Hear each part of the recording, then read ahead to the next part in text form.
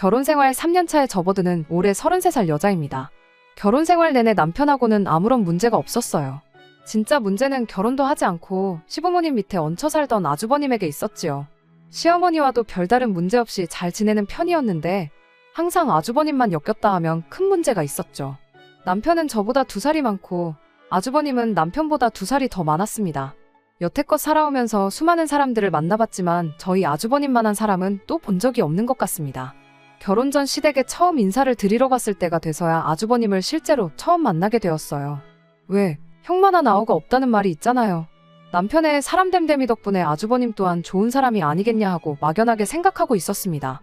남편하고는 연애를 꽤나 길게 했던 편인데 아주버님을 실제로 만나본 적은 한 번도 없었거든요. 아주버님을 처음 만난 날이 돼서야 남편이 저에게 자기 형을 한 번도 소개시켜주지 않았던 이유를 알게 되었습니다. 아무래도 나이 차이가 4살이나 나다 보니 제가 불편해할까봐 그랬던 거라고 생각했는데 그게 아니라 말 그대로 보여주기 쪽팔려서 그랬던 거였어요. 그날 그 자리가 결혼 허락 받으러 처음 인사드리러 갔던 자리였고 가볍게 식사 정도만 하는 자리였거든요. 시어머니도 가만히 계셨는데 자기가 무슨 면접관이라도 된 것 마냥 저에게 질문들을 던지더라고요. 심지어 아주버님이 던진 질문 중에는 대답하기 굉장히 껄끄러운 사적인 질문도 덜어 있었어요.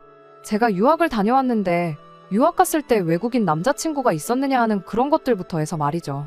외국인들 만나다가 내 동생 만나니까 수준차가 나지 않느냐 하는 어이없는 질문을 해대기 시작하는데 그래도 다행스러웠던 건 아주버님 질문이 고약해지니 남편이 불편한 기색을 숨기지 않았고 시어머니 또한 너는 뭐 질문이 그러냐며 아무 말도 하지 말고 가만히 있으라고 막아주셨다는 거예요. 아주버님에게 발언의 기회가 사라지게 되니 곧 관심이 없다는 듯 그냥 자리에서 일어나 버리더라고요. 이내 거실 소파에 들어누워서 손님인 제가 있건 말건 간에 TV를 켜더니 혼자 킬킬대면서 예능 프로그램을 보기 시작했어요. 남편은 짜증이 가득한 표정이었고 시어머니도 안색이 금세 어두워지더군요. 그런 아주버님 덕에 저희는 밖으로 자리를 옮겨야 했고요. 시어머니가 저 온다고 해서 음식도 이것저것 준비해 주셨는데 그건 집에 돌아가는 길에 따로 반찬통에 담아서 저한테 주셨어요. 아무튼 옮겨간 자리에서 시어머니가 아주버님에 대한 이야기를 먼저 꺼내셨습니다. 첫째도 둘째 마냥 자기 앞가림은 스스로 했으면 얼마나 좋았겠냐 하면서 첫째라고 집안 지원은 있는 대로 다 받았는데 혼자 노력한 둘째의 반도 못 따라간다며 한탄을 하시더군요. 그때 아주버님이 그 나이 먹도록 아직 제대로 된 직장은 물론이고 모아놓은 돈 또한 한 푼도 없다는 걸 알게 되었지요. 그때 취직해서 일을 하긴 했는데 1년 버티면 오래 버텼다 할 정도로 진득히 한 직장에 머물지를 못한다고 하더라고요. 들어보니 직장 동료들하고 관계도 안 좋고 그런 식이었어요. 그나마도 30 넘어서부터는 취직 자리도 잘 구해지지 않아서 요 근래에는 아르바이트하고 그러는 게 고작이었나 보더라고요. 취직은 이제 바라지도 않고 차라리 적당한 사람 만나서 결혼이나 했으면 좋겠다고 신세한탄을 하시는데 제가 거기다가 대고 뭐라고 딱히 할 말은 없더라고요. 다만 앞으로 결혼하면 아주버님과는 잘 지내지는 못하겠구나 하는 생각뿐이었습니다. 그래도 시어머니도 아주버님이 저런 사람인 거 잘 알고 계셨고 남편도 앞으로도 형님과는 얽히지 말자는 주의였다 보니 저런 아주버님 때문에 결혼을 다시 생각하거나 할 필요까지는 없어 보였습니다. 이후로 결혼식 때까지 아주버님을 따로 만날 일도 없었고요. 결혼 후에도 아주버님하고는 그렇다 할 교류가 전혀 없었죠. 허나 그런 아주버님을 피할래야 피할 수 없는 날들이 덜어 있었는데 아무래도 아주버님이 시부모님 밑에서 살고 있었다 보니 시댁 방문할 때만큼은 아주버님을 매번 마주해야 했습니다. 결혼 후 처음 맞는 시아버지 생신날이었어요. 주말에 어디 괜찮은 곳 예약을 해놓으려고 했는데 어머님께서 뭐하러 굳이 밖에 나가서 큰돈을 쓰냐, 아버님이 생일은 당일에 챙기는 걸 좋아한다며 퇴근하면 남편하고 저녁 먹으러 시댁으로 오라고 하셨습니다. 원래는 생신 선물 겸해서 용돈하시라고 50만 원을 드리려고 했는데 아주버님까지 포함해서 5명 식사비 생각했던 것까지 해서 100만 원을 준비했어요. 퇴근하고 남편과 중간에서 만나 시댁으로 곧바로 출발을 했죠. 늦지 않으려고 퇴근도 딱 시간 맞춰서 하긴 했는데 그래도 퇴근길이라고 차가 막히는 바람에 예상했던 시간보다 20분 늦게 도착을 했습니다. 도착 예상 시간이 늦어짐에 따라 시어머니께도 언제쯤 도착하겠다 미리 말씀을 드렸었죠. 시댁 도착하니 시어머니는 식사 준비에 한창이셨어요. 혼자 분주하게 이것저것 준비하고 계시길래 저도 곧바로 외투만 벗어놓고 시어머니를 도왔습니다. 아주버님은 어디 간 건지 콧배기도 보이지 않고 혼자 준비하고 계시더라고요. 시어머니는 제 생각을 바로 읽기라도 하셨던 건지 쓴웃음만 지으며 첫째는 술을 아주 진탕 마시고 오늘 아침 돼서야 들어와 여태껏 꿈나라라고 하더군요. 그때가 평일이었는데 그때까지 자고 있는 것도 대단했지만 평일에 아침까지 술을 먹고 집에 들어오는 것 또한 대단하구나 싶었네요. 제가 어머님 앞에서 아주버님 흉을 볼 것도 아니고 같이 뒷담화를 할 것도 아니고 해서 그 말 듣자마자 그렇군요 하고 대화의 화제를 애써 돌렸습니다. 그렇게 시어머니 도와서 음식 준비 끝내고 상 다 차려놓고 식사를 시작했습니다. 식사 시작 전에 어머님이 아주버님한테 밥 먹으러 나오라고 깨우긴 했는데 아주버님은 그때까지도 방에서 나올 생각이 없어 보였죠. 그래서 식사를 먼저 시작했고요. 아버님께 생신 선물로 준비한 봉투들이니까 뭘 이렇게 많이씩 주냐며 엄청 좋아하셨어요. 식사 시작하고도 화기애애하니 분위기가 엄청 좋았죠. 식사 중간쯤 돼서야 방문이 열리는 소리가 들리더라고요. 아주버님은 부시시한 머리에 눈곱도 떼지 않은 채로 자리에 앉더라고요. 그러더니 저를 보고 잔뜩 인상을 쓰고는 저한테 언성을 높이기 시작했습니다. 저보고 개념이 없다고 하면서 말이죠. 저 인간이 왜 저러나 싶었는데 고작 한다는 소리가 어른이 숟가락을 들기도 전에 밥을 먹는 게 말이나 되냐는 소리였어요. 말인즉슨 제가 이 집에서 제일 미친데 자기가 식사 시작하기도 전에 제가 밥을 먹고 있었다는 게 언짢다는 거였어요. 세상에 이게 무슨 미친 소리인가 싶었어요. 식사 시작 전에 어머님이 깨웠을 때 곧바로 나오지 않고 지 잠깰 때까지 방구석에 처박혀 있던 게 누군데 저러나 싶더라니까요. 제가 뭐 아주버님 숟가락 들 때까지 침만 꿀꺽 삼키면서 가만히 기다리고 있지는 않았겠지만 말이에요. 아주버님의 헛소리는 제가 받아칠 필요도 없었습니다. 누가 봐도 말도 안 되는 억지였고 남편도 그게 무슨 개소리냐며 마치 아주버님하고 당장 싸움이라도 할 듯이 불편한 기색을 숨기지 않았거든요. 분위기가 삭막해지는 가운데 어머님과 아버님께서 먼저 두 자식들을 말렸어요. 그리고는 아주버님한테 폭탄 선언을 했습니다. 그때까지는 저도 엄청 통쾌했습니다. 아무래도 당신들이 자식 교육을 잘못 시킨 것 같다고 하면서 아주버님을 집에서 쫓아내버렸거든요. 정신 못 차리고 사는 거 자식이니까 품어줬더니 똥오줌도 못 가린다면서요. 여태껏 대주던 생활비도 다 끊어버리는 건 물론이고 역으로 앞으로는 집에 생활비를 보태라고. 생활비 안 내는 순간 짐 싸서 밖으로 내쫓아버리겠다고 하는데 아주버님이 찍소리도 못하는 꼴을 보니 아주버님하고 몇 번 트러블이 있지는 않았지만 제 속이 다 후련했어요. 시부모님도 이번 기회를 통해 아주버님 사람 한번 만들어 보려고 했던 것 같은데 그때까지는 저도 쌤통이다 싶었는데 아주버님이 시부모님이나 저희 생각을 훨씬 넘어서는 사람이었고 역효과가 날 거라고는 그때 당시에는 아무도 생각을 못했습니다. 그날 이후로 아주버님이 아르바이트이긴 하지만 일자리도 구했고 과정까지는 다 좋았는데 돈이 생기니 또 그 돈을 홀랑 술 먹는 데다 써버렸던 거예요. 내야 했던 생활비를 못 낸 건 말할 것도 없지요. 평소 시부모님 같으면 그냥 넘어가셨겠지만 꺼낸 말이 있다 보니까 이번에 그냥 넘어가면 아주버님이 원래 모습으로 돌아오는 건 시간 문제라고 생각하셨는지 아주버님을 진짜로 집에서 내쫓아버렸습니다. 그 소식을 남편에게서 전해 들었을 때는 진짜 통쾌했는데 문제는 바로 다음 날이었어요. 쫓겨난 아주버님이 짐 싸들고 저희 집으로 찾아왔거든요. 퇴근하고 왔는데 우리 집 현관문 앞에 짐 가방이랑 그 옆에 쪼그려 앉아있는 아주버님 보고 식겁했어요. 저희 때문에 쫓겨난 거니까 저희 보고 책임지라고 막무가내로 나오더라고요. 시댁에 보내야 할 생활비를 내놓던지 아니면 저희 집 방 한 칸을 비우던지 하던가 해서 말이에요. 그 와중에도 자기가 무슨 잘못을 한 건지 뉘우치기는커녕 탓할 사람을 찾고 있다니 웃음도 나오지 않았습니다. 결국 시부모님이 직접 오셔서 아주버님을 데려가는 상황까지 오게 되었고 그때 시부모님도 저도 남편도 아주버님에 대해서는 두 손 두 발 다 들었습니다. 당연히 그날부로 나가던 아르바이트도 그만뒀고요. 저런 사람이 남편과 형제라니 정말 믿기지가 않았어요. 그 뒤로는 시댁의 발길도 끊었습니다. 시부모님과 아주 연을 끊었다거나 그런 건 아니에요. 정확히 말하자면 아주버님과 연을 끊어낸 거나 마찬가지였죠. 명절 때는 어쩔 수 없이 시댁에 가야 했지만 그 외의 이유로 시부모님을 만나거나 식사라도 한 끼 대접하려면 무조건 밖에서 만났습니다. 저희 인생에 있어 아주버님이라는 사람을 아예 빼놓으니 솔직히 저는 너무 편했어요. 남편도 애초에 아주버님하고는 엮이는 걸 싫어했었으니 아무런 불만이 없었죠. 다만 시부모님의 경우는 예외였지요. 아무래도 두 형제가 서로를 의지하고 그러는 모습을 보고 싶었을 테니 속이 많이 상하셨을 거예요. 하지만 그렇다고 바뀔 의지조차 없는 아주버님과 억지로 사이가 좋아지려 노력해야 할 이유는 없었지요. 믿는 도끼도 아니고 믿지도 않던 도끼가 어김없이 저희 발등을 찍어대는데 시부모님 속상한 거야 충분히 이해가 되지만 저희가 어떻게 할 수 있는 게 아니었으니까요. 그렇게 얼마 전까지는 아무런 문제가 없었어요. 아주버님이 난데없이 결혼 소식을 들고 오기 전까지는 말이에요. 그 소식에 저희도 놀랐지만 진짜 놀랐던 건 시부모님이셨어요. 가망이 없다고 생각했던 장남이 그 어떤 신호도 없이 결혼하겠다 하는데 안 놀랄 부모가 어디 있겠어요. 심지어 그 아주버님이 결혼하겠다고 직장까지 구했다고 하더군요. 아주버님이 나이에 비해 경력이 전무했던 편이다 보니 구했다는 직장도 최저시급 정도 받는다고 해도 무방한 중소기업이었지만 시부모님은 그것만으로도 장족의 발전이 아니겠냐며 엄청 좋아하셨어요. 우리 장남이 드디어 정신 차렸다 하시면서 말이죠. 제가 성격이 꼬인 건지는 몰라도 시부모님이 저렇게 감동하는 동안 저는 저런 아주버님하고 결혼하겠다는 사람도 있구나 하고 놀랐어요. 저희 남편도 한 가족이다 보니 시부모님처럼 생각하고 싶었겠지만 저랑 비슷한 생각을 하고 있었더라고요.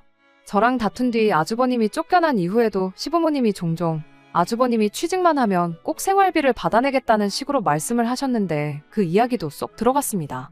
오히려 결혼하는데 집이라도 한 채 해줘야 하는 거 아니냐며 그 돈을 어디서 구해야 하나 고민이셨어요.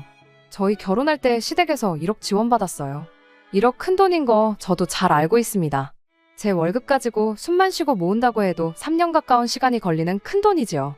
지원해주신 거 참 감사한 일이고 그 덕에 대출도 많이 줄일 수 있었지만 막상 아주버님 결혼할 때는 집을 해준다고 하시니 그게 못내 좀 서운하긴 했네요.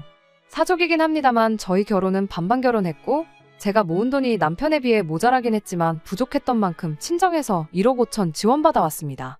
아무리 아주버님이 시부모님의 아픈 손가락이라고 해도 가만히 있어도 알아서 잘하던 저희 남편보다 인생 헛살았다고 해도 무방한 아주버님한테 더 큰 지원을 해주신다는데 남편도 내색은 안 했지만 저랑 비슷하게 서운했었을 거예요. 시부모님이 집 해줘야겠다는 이야기를 꺼냈을 때 표정하며 그 주 주말에 잘 마시지도 못하는 술까지 마시고 집에 들어왔으니까요. 시부모님이 지나가면서 꺼냈던 이야기였긴 한데 장남이라고 집안 지원 홀랑 받았다는 이야기가 떠오르더라고요. 뭐 아무튼 좋은 소식은 좋은 소식이다.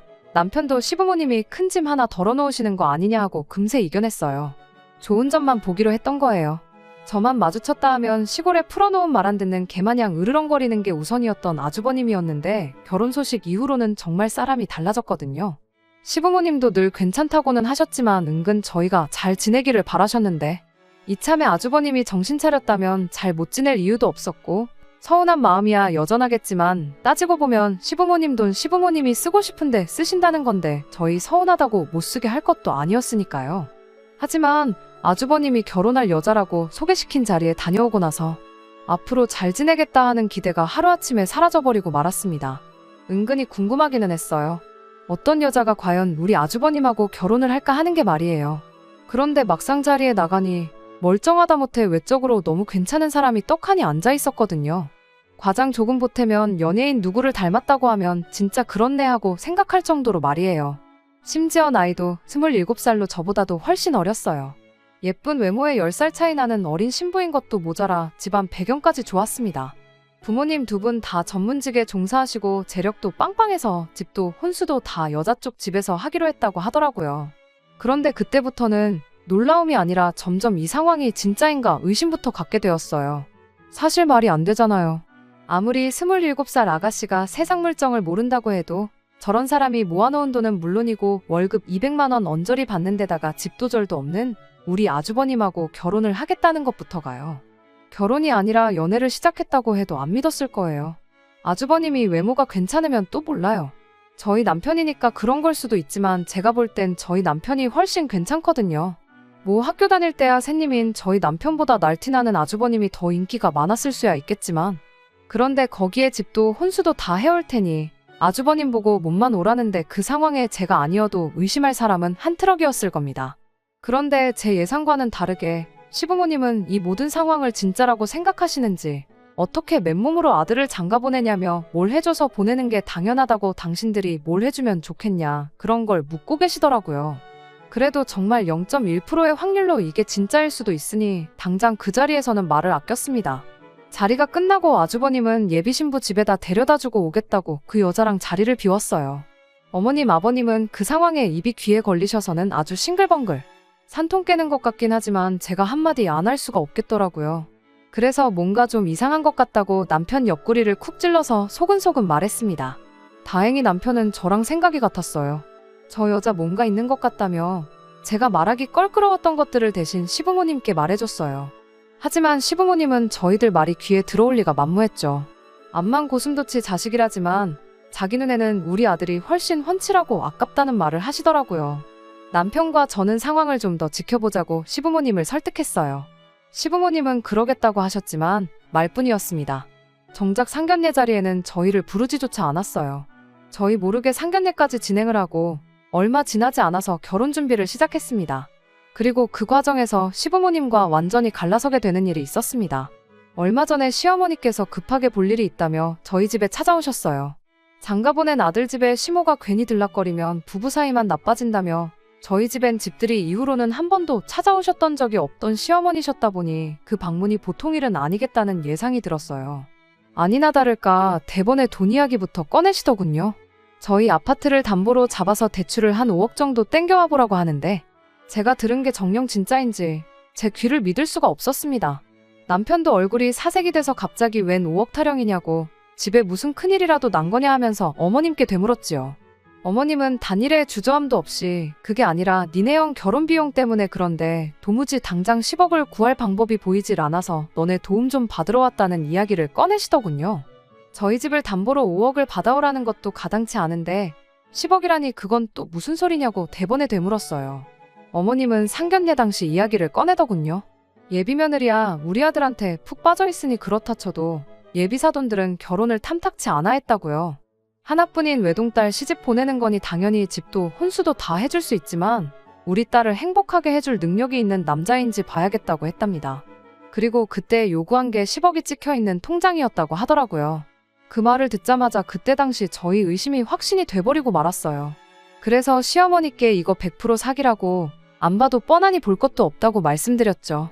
그런데 이게 웬걸 시어머니는 벌써 시댁집을 담보로 잡아서 5억을 내줬다고 하더군요. 그런데 시어머니 반응에 당황하는 기색은 하나도 없고 확신 가득한 말투로 절대 사기가 아니라고 하는 겁니다. 사돈 측에서 그 10억을 만들어 오라고만 했지 달라고 한 게 아니지 않냐고요. 게다가 3억을 만들어 오는데 유예기간을 3년이나 줬대요. 사기를 칠 양반들이었으면 진작에 입금부터 하라고 했지 3년이라는 긴 시간을 줬겠냐며. 일단 10억만 만들어 놓으면 집 명의도 공동명의로 해준다고 했다고. 그러니 하루빨리 10억을 만들어서 장가 보내는 게 시부모님 입장에선 이득이라고 설명을 하더라고요. 게다가 그 여자가 또 돈을 그렇게 잘 번답니다. 자기도 아주버님하고 하루빨리 결혼하고 싶다고 돈만 도와주면 대출이자에 추가로 돈을 얹어서 매달 입금을 해주기로 했다고. 벌써 5억 해주자마자 한 달치 이자에 추가로 200만 원을 더 얹어서 보냈다고. 그러니 너희도 빨리 대출받아서 돈만 들어오고 돈 갚을 때까지 앉아서 200만 원씩 벌면 되는 거라고. 당신 오늘 여기서 자고 갈 테니까 날 밝으면 회사 휴가 내고 은행부터 다녀오자고 보채시는 겁니다. 여기까지만 들어도 큰일 났구나 싶었어요.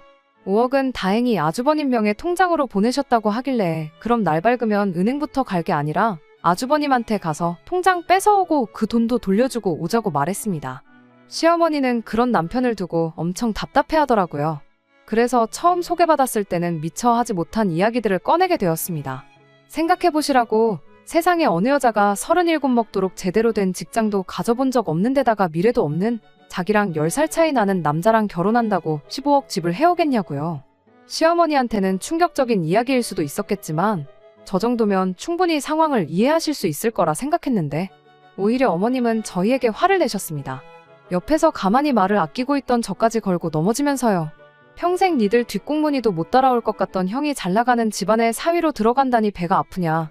니 형 결혼 상대가 니 와이프보다 어리고 예쁜데 능력까지 좋은 게 그렇게 질투나서 멀쩡한 형 혼사길 방해를 하느냐 하면서 역정을 내는데 저랑 그 여자랑 비교한 것부터 엄청 충격적이었습니다. 제가 여태 알고 지내던 현명하던 분들이 맞나 싶더라고요.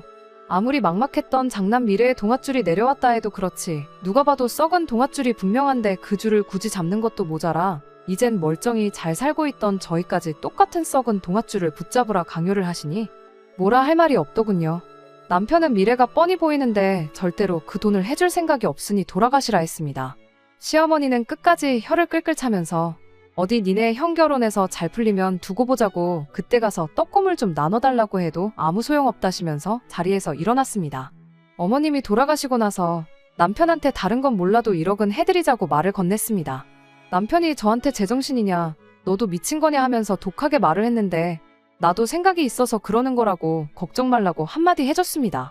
결혼 생활 내내 저금했던 돈 탈탈 털어도 1억을 만들 수가 없었어요. 그래서 모자란 만큼은 염치불구하고 친정부모님께 빌려서 만들어놨습니다. 그리고 그 돈은 곧바로 시어머니한테 보내드리지는 않았어요. 들어보니 시어머니가 주변 아는 분들한테 작게는 몇백만 원, 크게는 몇천만 원씩 해서 돈을 빌렸고 시외가 친척분들한테까지 부탁해서 모자란 돈을 맞추셨나 보더라고요. 막판에 와서는 돈이 조금 모자랐는지 저희한테 다시 연락이 와서 1억이라도 만들어보라는 연락이 왔는데 미리 준비해둔 1억이 있긴 했지만 그때도 여전히 저희는 그럴 생각 추호도 없다고 단호하게 거절했고 만들어 놓은 1억도 따로 드리지 않았습니다. 결론부터 말씀드리자면 저와 남편의 예상이 맞았습니다. 그 여자 전문 꽃뱀이었어요. 부모라고 상견례 자리에 따라 나왔던 사람들 역시 한패거리였을 거예요. 시어머니가 여기저기 뛰어다니면서 10억 만드는 동안 5개월이라는 시간이 더 지났었습니다. 그 과정에 여자 쪽에서 아주버님과 결혼을 빨리 하고 싶으니 해주는 거라며 이자에 추가로 200만 원씩을 계속 보내주고 있었다고 하고요. 그 과정에서 돈 빌려준 시외가 친척분들도 똑같이 이자에 추가로 얼마씩을 받는 상황이었다 하고 그 당시만 해도 아주 온 집안이 잔치 분위기였답니다. 돈 많은 조카 며느리 덕 좀 보겠다 하면서 그 와중에도 저희를 두고 질투심에 눈이 멀어서 부모 형제도 저버린 자식이라며 저희를 나쁘게 말하는 것도 잊지 않았었죠. 애초에 집안 분위기 자체가 장난만 잘 풀리면 그만인 집이었더라고요.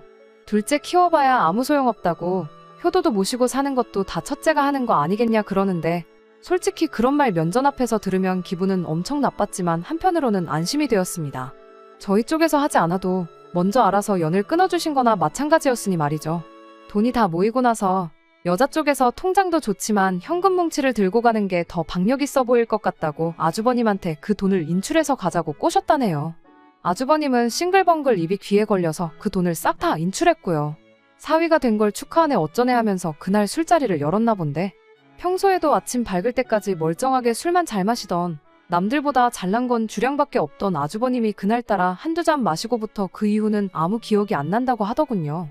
단지 눈을 떴을 때 그 집 식구들은 물론 돈가방까지 온데간데 없었다는 기억 말고는 말이죠. 경찰에 찾아가 봐도 때는 이미 늦었던 거고요. 알고 보니 그 사람들한테 당한 아주버님 같은 사람들이 전국 팔도에 몇 명씩은 있다고 하더라고요. 애초에 돈 받고 이자에 얹어서 큰 돈을 줬던 것도 다 시부모님을 믿게 만들려고 했던 거였어요.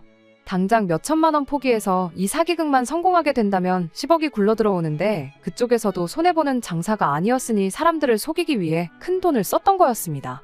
사진 몇 장 가지고 맘먹고 잠적해버린 사람들을 어떻게 찾아내겠어요. 이미 비행기를 탔어도 지구 한 바퀴는 돌았을 만큼 시간이 지나 있었는데 말이죠.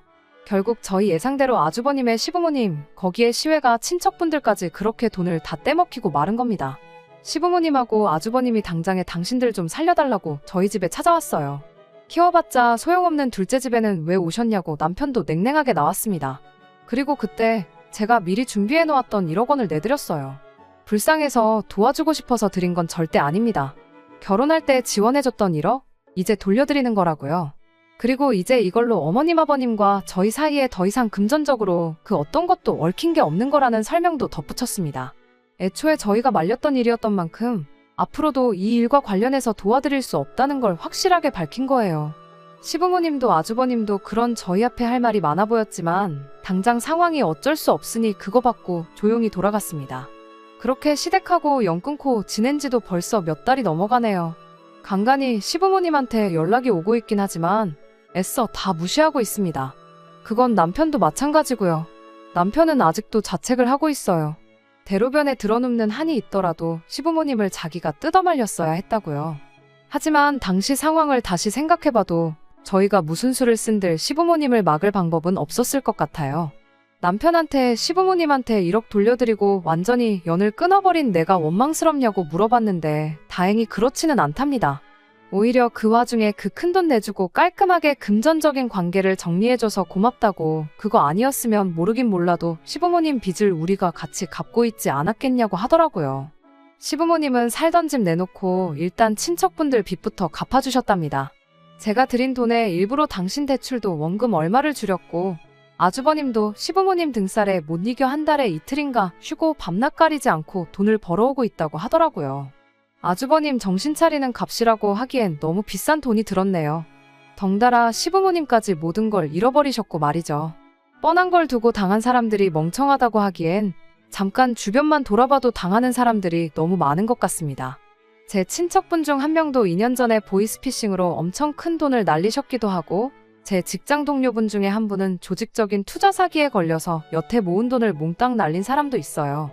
당한 사람을 탓하는 것보다 이런 일이 앞으로 일어나지 않도록 하는 예방책이 생기는 것도, 그리고 남을 속여서 돈을 갈취하는 사람들에게는 죄질에 걸맞는 강도 높은 처벌이 생기는 게 더 중요하다는 생각이 드네요. 끝까지 들어주셔서 감사합니다. 오늘의 사연은 여기까지입니다. 구독과 좋아요, 알람 설정 부탁드리고 더 좋은 사연으로 다시 찾아뵙겠습니다. 감사합니다.